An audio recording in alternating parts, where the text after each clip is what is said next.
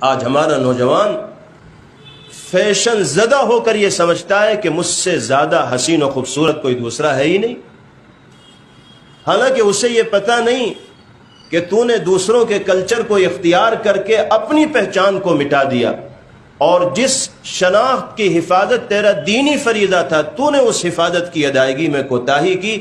شیطان نے دماغ میں یہ بات بٹھا دی ہے کہ دوسروں ہی کی نقالی کرنے میں کامیابی ہے، اپنا چاہے بیڑا غرق ہو جائے اس سے کوئی حرج ہونے والا نہیں۔ یہی صورتحال خواتین کے اندر ہے۔ ایسے ایسے لباس آج عورتوں کے جسم پر آ گئے ہیں